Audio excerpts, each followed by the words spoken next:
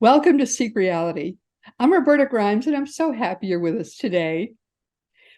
Today, our guest is one of our favorite people here at Seek Reality. He's literally the sweetest man I know, and nothing ever phases him, which is actually a good thing we realize when you know that he deals with some very bad actors on occasion in his line of work. And I frankly find it even more amazing that he's such a nice guy when I know some of the actors he deals with. Of all the guests we've ever had on Seek Reality, Peter is probably also one of the people among all the people that we've ever had here who has gotten the most feedback from our listeners.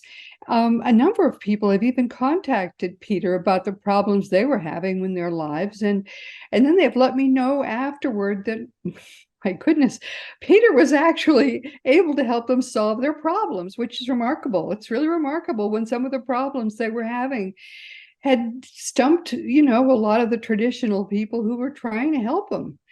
So naturally, then I would email Peter and thank him, and then that would lead to my giving Peter back again. So over all the years, Peter has been with us. This is his 17th time with us.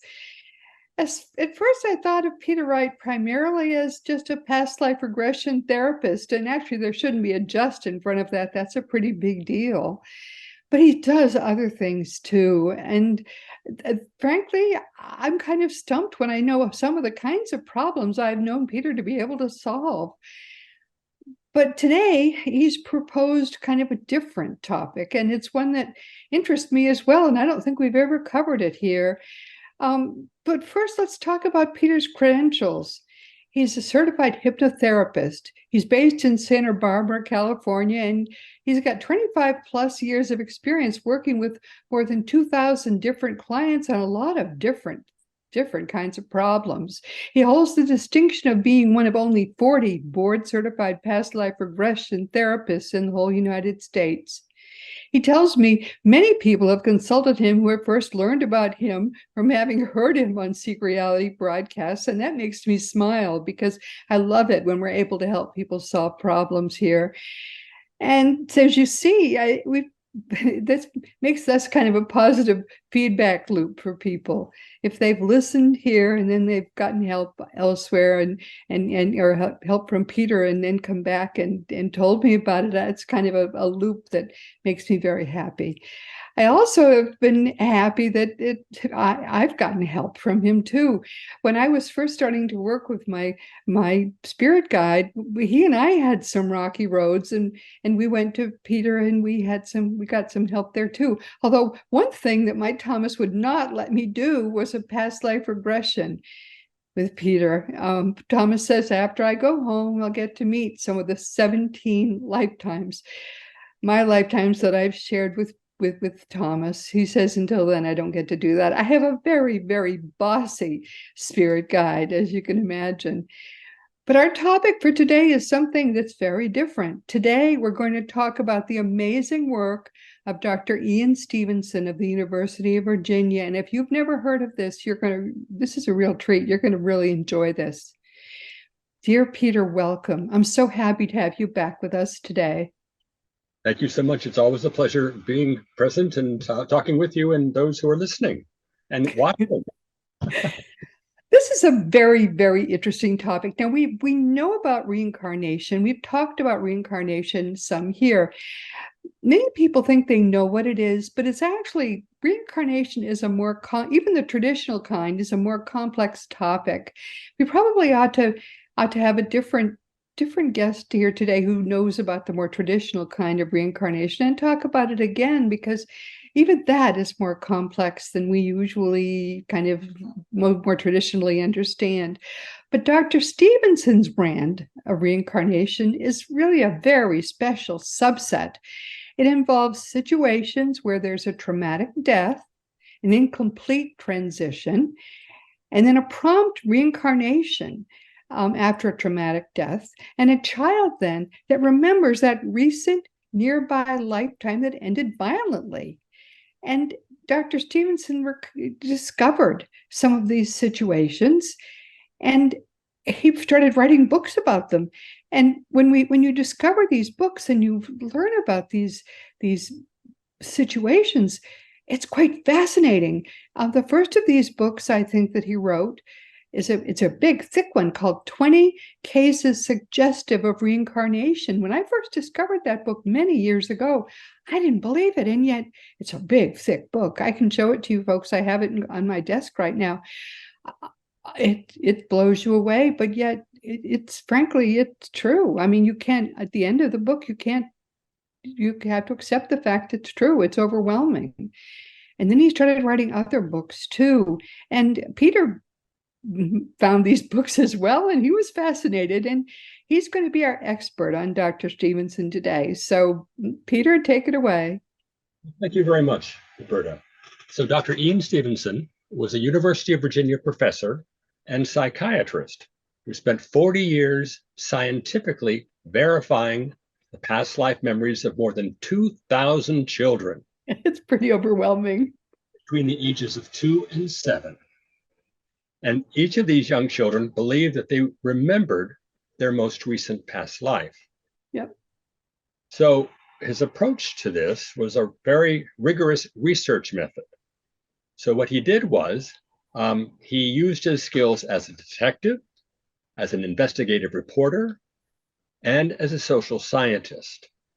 And he methodically tracked down and interviewed firsthand eyewitnesses who personally knew a child who had memories of being part of a particular family in a past life. Yeah. These children typically began talking about their previous lifetime when they were 2 or 3 years of age. And they stopped talking about it when they were about 6 or 7, as they grew older. So from his research, what he discovered was that we tend to lose our memories of our past lives after the age of 7. He paid special attention to the statements of the child that had been made about that past life family. And then, using his scientific method, he was able to locate the family of the individual who died and had been reincarnated as that child.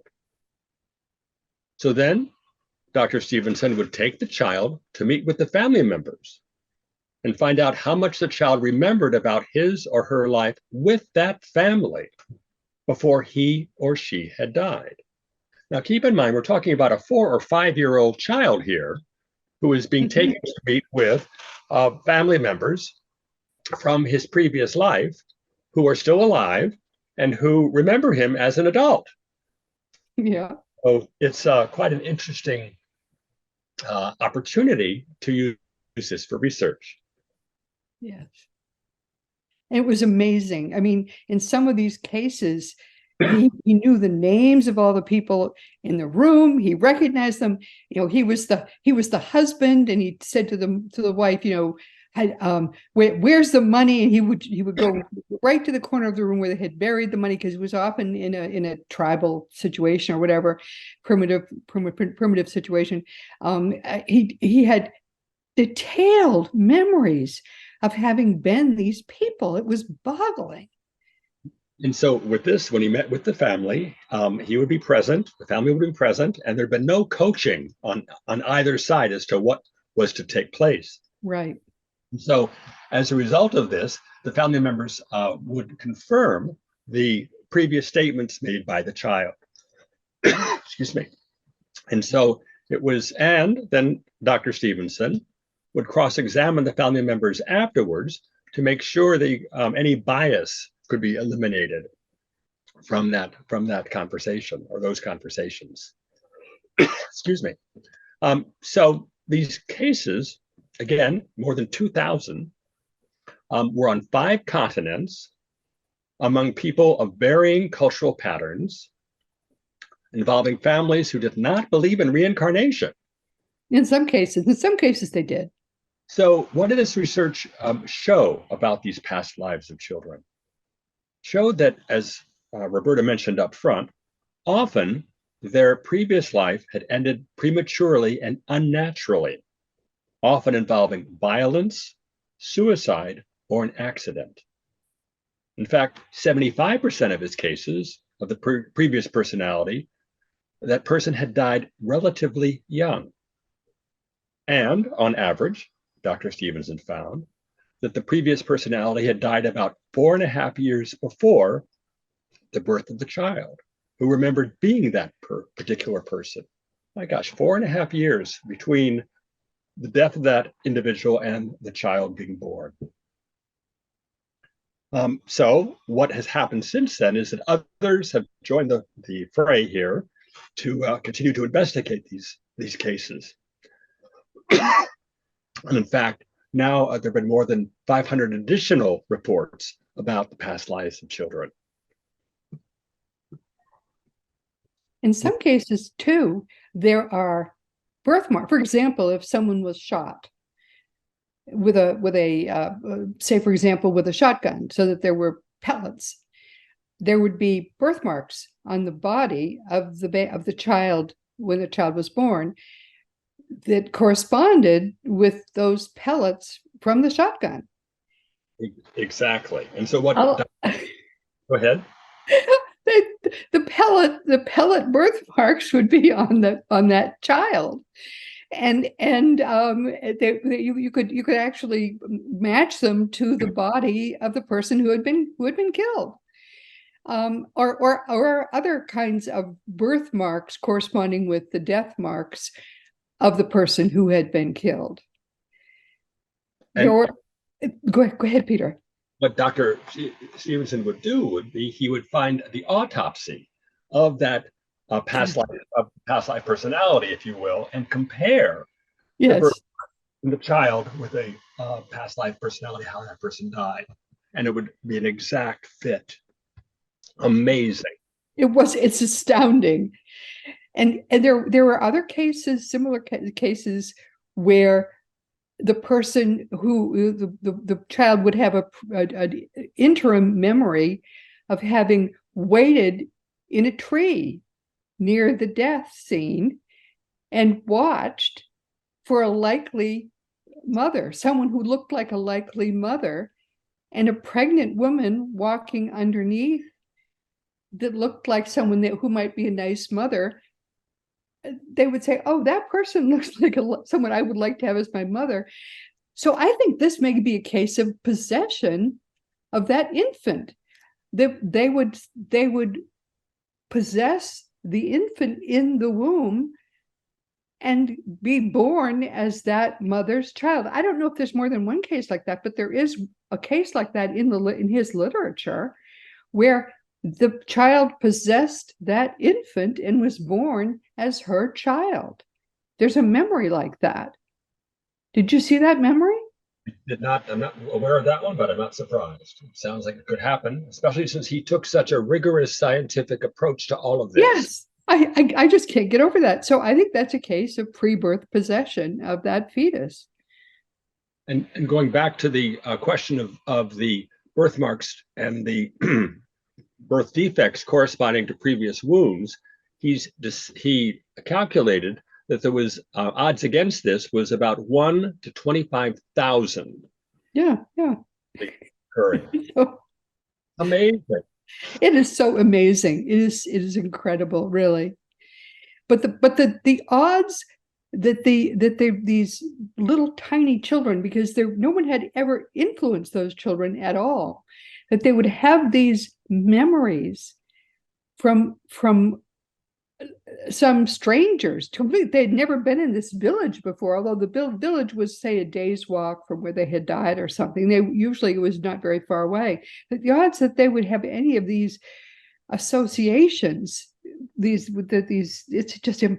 impossible.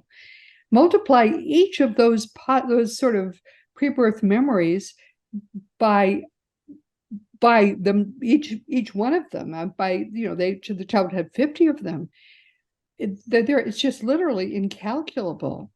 So let me then share a case that I found to be remarkable, that will be of interest to those watching today's podcast. It involves a boy named Ryan Hammonds. And at the age of 4, Ryan told his mother, Cindy, and I quote, "I think I used to be somebody else." Turned out that whenever Ryan saw that iconic Hollywood sign on television, he would get excited, saying that Hollywood was his home and he wanted to return Oh, there. So Ryan told his mom that he'd been an agent in Hollywood. He talked about dancing on Broadway and living in a house with a large swimming pool. Sometimes when songs came on the radio, Ryan would stand up and start tap dancing. And he's 4 years old. He talked about going to fancy parties with a cowboy man who had a horse that performed tricks. oh, gee. And at school, when Ryan was asked to draw pictures of his home, he would always draw four people: himself, his mom and dad, and what he called, in quotes, the old me. Interesting. Yeah. So Ryan's mom began to write down everything that Ryan had told her about his past life. She then borrowed books about Hollywood from the local library, hoping that this would help Ryan process his memories. In one of these books, she found a picture from an old movie called Night After Night. And when he showed this photo to Ryan, he became very animated and shouted, "Mommy, that's George. We did a motion picture together." And then he pointed to a man to the side of the photo and said, "And that's me." Whoa. So Ryan had said that he didn't know the name of his previous personality, but his mother, Cindy, soon found that the other actor, the one in that picture, was the famous actor George Raft. Interesting. Fascinating. So when Ryan was 5, his mother made contact with Jim Tucker, who had taken over when Ian Stevenson had retired as the main researcher in past lives of children. And with the help of a film archivist, they identified the actor in the photo that Ryan had claimed to be. And it turned out to be an actor by the name of Marty Martin. Now, Marty Martin was a rather obscure person in Hollywood. He was a dancer, an actor, and a Hollywood agent who had died in 1964. When Professor Tucker visited Ryan and his parents, the 5-year-old was asked to pick out photos of people and places that related to Marty Martin, and he did so successfully. And then when his mother took him to a beautiful old building in Los Angeles where Marty Martin's travel agency had once been, Ryan acted as if he were truly returning home after a long journey. His face lit up with joy. So in total, there were 55 of Ryan's statements about his previous life as Marty Martin that were verified, including Marty Martin was once a tap dancer. He ran a talent agency. He had several wives. His favorite restaurant was in Chinatown. He spent a lot of time in Paris. And he had a large collection of sunglasses. So years later, now that Ryan is a teenager, he no longer has memories of the previous personality. But he still seems to carry some of the behavioral traits from his past life. For example, Ryan loves to watch old movies and listen to the big band music from the 40s and the 50s. Comment, Roberta? Fascinating. It is. It is. It So, really is. Other examples from Dr. Stevenson's file. A boy remembering being a 25-year-old mechanic who was thrown to his death from a speeding car on a beach road.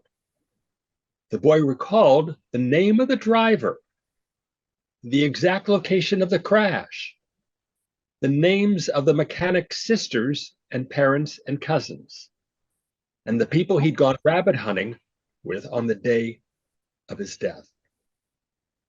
My goodness. How can someone come up with these things, making them up? It's not being made up, folks.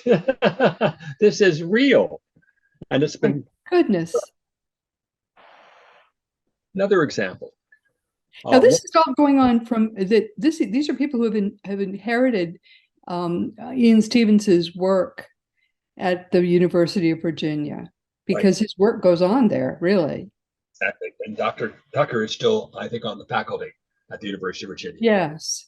Wow. So remarkable. And this work goes on worldwide, really. One of the other, another of Dr. Stevenson's clients remembered being a teenager named Sheila who was killed while crossing the road. She named the town where Sheila had lived, plus the names of Sheila's parents and siblings. And when Sheila's family heard of the little girl's stories, they visited with her. And those attending the meeting said the girl recognized them by name and knew her relationships with them without any prompting. Wow.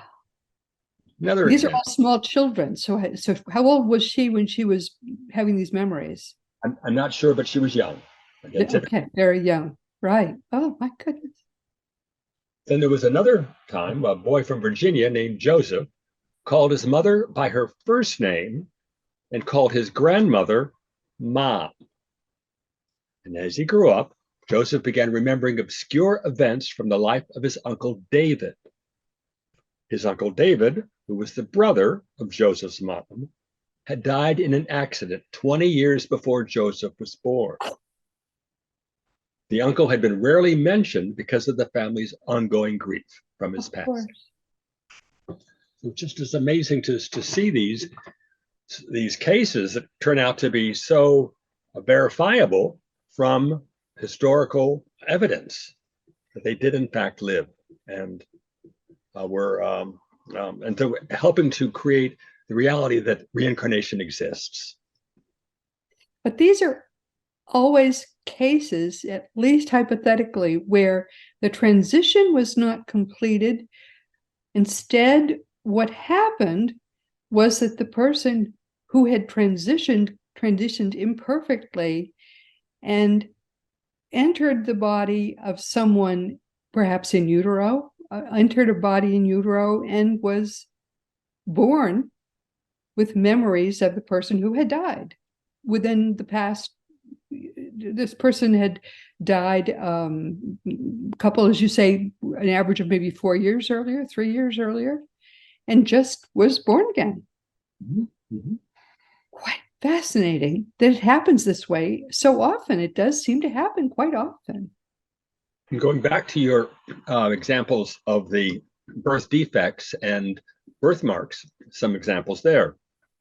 Dr. Stevenson recorded the case of a Turkish man who remembered a lifetime as a bandit who had shot himself to avoid being captured by the police. Stevenson's research showed that the Turkish man's birthmarks exactly matched the entry and exit wounds of the bandit's bullet wounds. I think I remember this one. Yeah. Yeah. And the autopsy proved it here. And another example, a client who recalled being in a past life possessed two birthmarks, a large ragged one over his left eye and a small round one on the back of his head, which lined up like a bullet's entrance and exit wound going through his head. So again, it's using autopsy to in fact prove that these birthmarks could in fact have been from a previous lifetime. And again, violent end here. Often, as was mentioned right up front, these are deaths that are often violent or whatever. So fascinating stories here. Yeah, and not at a predetermined, not a pre-planned exit, not at an exit point that had been intended for that person's lifetime, as you say, often young, and young and violent, and they are off track from a normal exit.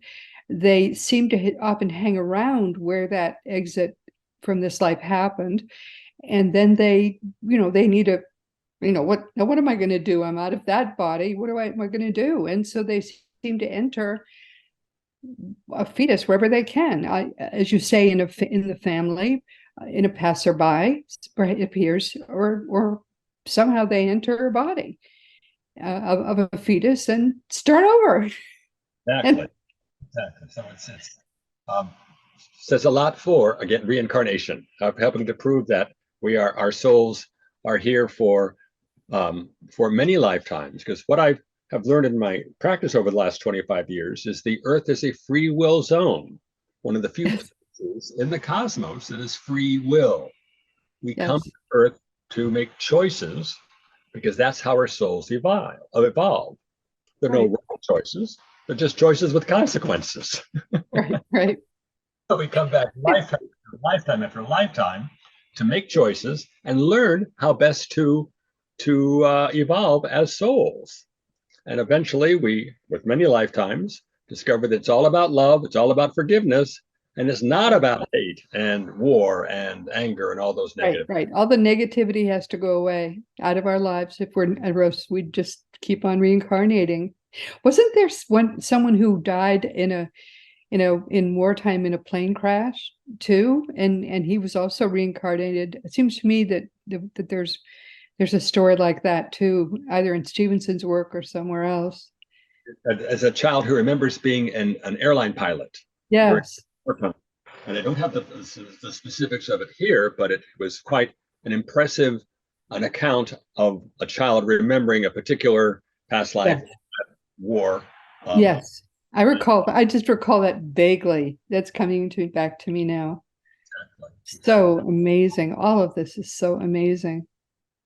so other examples, there was again, we're talking about Stevenson working around the world, and so this is a case from Thailand where Uh-huh. he discovered that a 4-year-old boy had memories of being murdered, excuse me, 10 years before, and said that he died at a neighboring town about 6 miles away. He remembered his name in the previous life was Shamrat, plus he remembered the names of his parents from that lifetime. He then went on to describe in detail the murder of Shamrat, the names of his murderers, what they had stolen from him, where his body had been stabbed, and where his body had been dragged after he'd been killed. So, with this information, Dr. Wow. Stevenson located the family and interviewed the family members because this had occurred, again, just a few years before. Shamrat's family confirmed almost everything the boy had said about his previous life. And the policeman who investigated Shamrat's murder verified the names that the boy had identified as his murderers.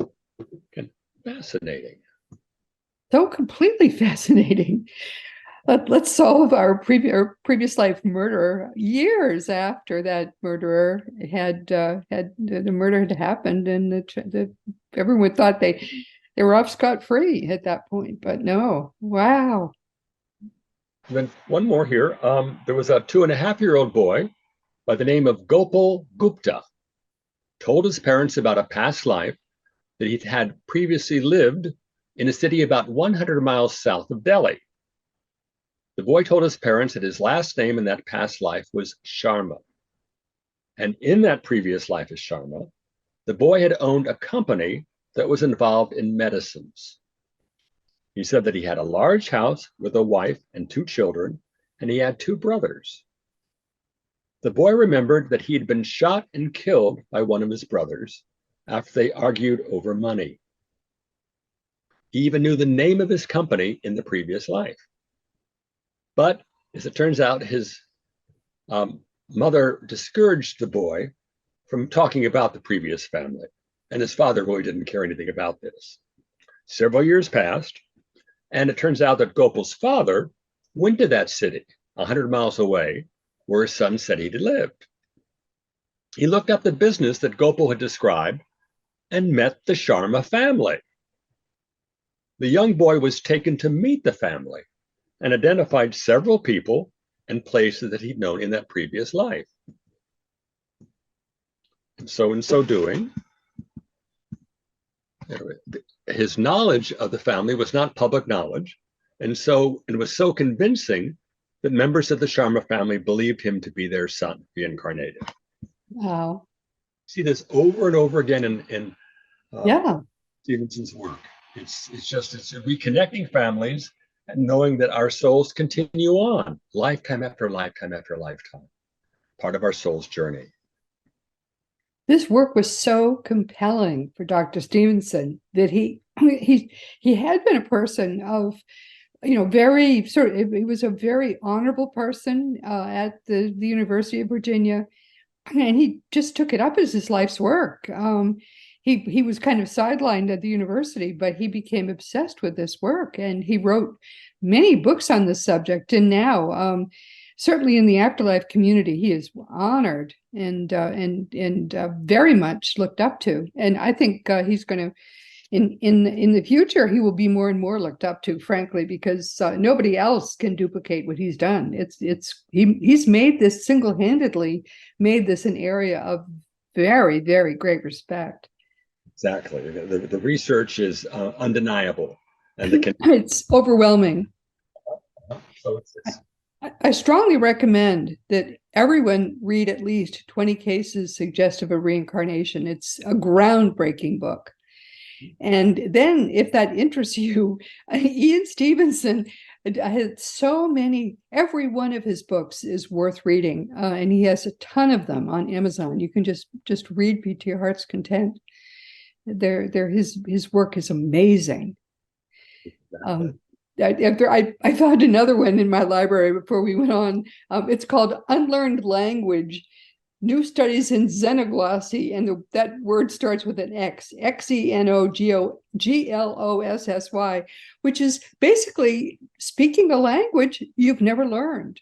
And that's one of the signs of these kids. They can speak a language that their previous personality, spoke in his life, but that they've never learned. Their family doesn't speak. And the children speak this language, but then they gradually stop speaking it at the age of, say, 7 or so. Mm-hmm. Quite amazing. All of this is so amazing. I find in my own practice, by working with the client's higher self and heart, we can often find evidence of a past life. Whether it's true or not doesn't make any difference, because your soul speaks through your imagination. But I find that on occasion, I've had several clients share with me that they were able to do investigations of the story that had come forth and discovered, in fact, that person was real in the past. So that's always a thrill for me, because... Wow. So they went and did the research and they discovered that person had been real. Oh, that gives me chills. It's very wow. If you will. But I find that we're here on Earth to practice making choices, as I mentioned, and that's how our souls evolve. It's so important to make those choices. It's important to make the right choices. Right. And if we don't choices, we'll come back to choices. Time and time. Right. It isn't always easy to make the right choice, but it's important to make the right choice if you can. No, that's true. Exactly. Peter, what do you want people to take from understanding more about Dr. Stevenson's work? That each lifetime that we have is simply that, an opportunity for us to grow and expand as souls, knowing that we're going to be coming back again and again and again. So that use each life to the fullest to be the true you, and to do what you can to be as loving and forgiving of yourself, and as loving and forgiving of everybody else around you, because we're all doing the best that we can, whether we realize it or not. And so, but the more we can not get involved with the drama of what's happening internationally, nationally, or whatever, but instead focus on our own soul's growth and being supportive of one another and of ourselves, is, I think, a key way for one to live one's purpose, to live one's life as fullest as possible. Well said. It's important, too, to understand that some things that seem too amazing to be true are nevertheless true. I didn't believe initially, 30 years ago, I didn't believe in this stuff. I was still researching the afterlife. And when I first discovered Dr. Stevenson's work, I thought it was a bridge too far. It's one of many things I have thought was a bridge too far when I first discovered it. But this is all true stuff. There's no question that it actually happens. Once you discover something like his body of work, and you everything, you've got to come to everything with an open mind initially. If you discover that you can't continue to, I mean, as someone once said, keep an open mind, but not so open that your brain falls out. No, that's right. You've got to challenge things. But when you challenge his work, it never fails. You always come to the point where you say, no, that's right. That is all true. In the end, you come to accept that it's true. When you do that, you learn. And his is a great situation where in the end you accept it and you learn. And I find that is a precious way to grow spiritually, when you learn from something as amazing and remarkable as Dr. Stevenson's work at the University of Virginia, and his work goes on today after his death. It's a wonderful opportunity to learn and to grow, and it's really extraordinary. Those birthmarks, incidentally, the guy with the previous personality died from a shotgun blast to the chest. Wouldn't you know it? In the third generation, those birthmarks are still there, but they've traveled down the body some. It's amazing. It's just amazing. There are more things, Horatio, than are imagined in your philosophy. It is just amazing what you can find if you really study his work. I finally had to stop studying because you could spend your lifetime just studying what they are doing at the University of Virginia all by itself. I mean, people think near-death experiences are interesting. They're nothing compared to what they're doing at the University of Virginia, and that is all real stuff. Quite amazing. I'm so glad you brought this up, because it got me to looking in my library and looking up things that I had really not looked at in quite some time. Quite fascinating. Thank you so much, my dear, for making me look back at things I hadn't looked at in years. Quite amazing. My pleasure. So big hug to you. We're going to have you back soon. I hope everything is well in your life, except he's had a touch of COVID, and so he's done a little coughing while we've talked, but you do seem to be better now. Thank you. Big hug.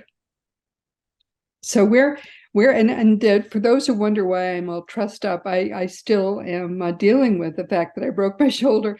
I was telling him I had been feeling a little droopy, and so I had a stent put in my heart, and that made me feel 40 years old suddenly. And when you had been feeling your age and now you suddenly feel 40, you run to tell someone something, fall in a doorway and break your shoulder, which is never a good thing. So I totally blame the fact that I suddenly felt 40 years old for the fact that I broke my shoulder.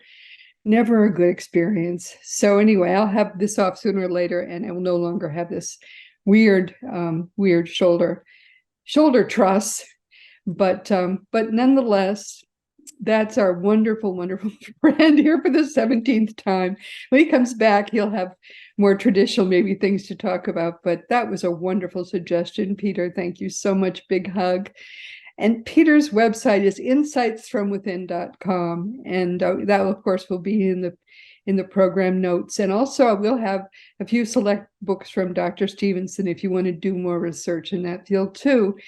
And meanwhile, once again, we've come to the end of our time. This has been Seek Reality with Roberta Grimes. I'm so happy you could be with us today for what I think of as having been kind of a special program. Please never forget that you are a powerful, eternal being. You never began, you never will end. And when you get that, and all the implications of that, it's going to change everything in your life for the better. Next week, our guest will be the illustrious and wonderful Dr. R. Craig Hogan. He's going to be with us for believe it or not, the 42nd time in 10 years. Craig is practically my Seek Reality co-host at this point. He and I are going to talk about something that we really should have talked about more often in all these many years. We're going to talk about the process after we have begun to transition back home, and what the afterlife is like for most of us when we first get there. We haven't discussed this very important topic in a while, although we often get questions about it. And I think it's important because we're all going to be going through it, and it's easy and it's fun, but it's, you're going to have forgotten a lot about that. So since we do incarnate repeatedly, this is going to be familiar but still strange territory. I think it's important. Please be sure to join us next week. You're going to find this fascinating. And this week, we've been speaking with our dear friend, Peter Wright, who's been here for the 17th time. Peter is such a frequent guest because he's a favorite among our listeners, a surprising number of whom have actually consulted with Peter for themselves. And by the way, if you've got something glitchy going on in your life, just ask Peter if he might be able to help you, because often, people tell me wonderful stories about things that they didn't even think Peter could help with, but he could. And Peter's special expertise is in past life regression therapy, although he does other things too. And his work in that field is able to address an astoundingly variable range of, mental and psychological problems. Past life regression therapy is a splendid and versatile tool, because our past lives and our future lives can be affecting us in ways we don't really understand. This is wonderful, though. I don't want to pass over this whole Dr. Ian Stevenson's work. I don't want to pass over that lightly. His work is formative in things that we don't even realize now. You probably know people in your life who know people who have had that kind of aborted trip to the afterlife, and they're now in a body that they may have possessed from somebody else's body. All these weird things happen, and we live with them as best we can. So maybe learn a little bit more about Dr. Stevenson's work at the University of Virginia. And I hope you found this to be as interesting as I did, because there is so much work being done there that we don't know about, but that's exciting. I think fascinating all the same, and not scary. There's nothing about it that's scary. This is just real life. And now, of course, it's also time to once again mention that Seek Reality Online is your one-stop resource for all things afterlife. Just when your time is right to do it, just go to seekreality.com and start to learn for yourself that your own reality really is eternal. Learn the ultimate truth from Craig Hogan, who is your worldwide expert on all things afterlife. And teachingsbyjesus.com is your single resource for all the beautiful divine truths that are brought to us in perfect love by the greatest teacher, Master Jesus, the eternally risen Christ. Now it really is Jesus's turn, and it's about time, wouldn't you say? As Christianity, the religion that was created by the Roman Emperor Constantine and not by Jesus, finally dies, the genuine teachings of Jesus can finally come alive. Teachingsbyjesus.com is the Lord's own entirely religion-free website. It's made by Jesus in perfect love for you. My own nonfiction books are Liberating Jesus, My Thomas, The Fun of Dying, The Fun of Staying in Touch, The Fun of Growing Forever, The Fun of Living Together, and The Fun of Loving Jesus, Embracing the Christianity that Jesus taught. For young children, there's The Fun of Meeting Jesus, a beautifully illustrated book. You can order all these books through bookstores or on Amazon.com or BarnesandNoble.com, and most of the adult books, except the last, are available as audiobooks.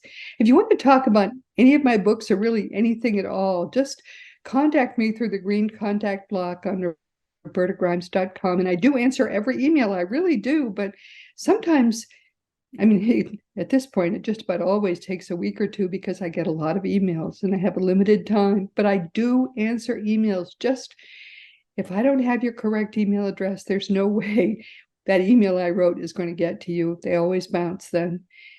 So please make sure I have your right address. And all of the more than 500 past episodes of Seek Reality are available wherever audio podcasts can be found. You can listen to new audio episodes each week with the Seek Reality app that you can find for free wherever there are free apps available.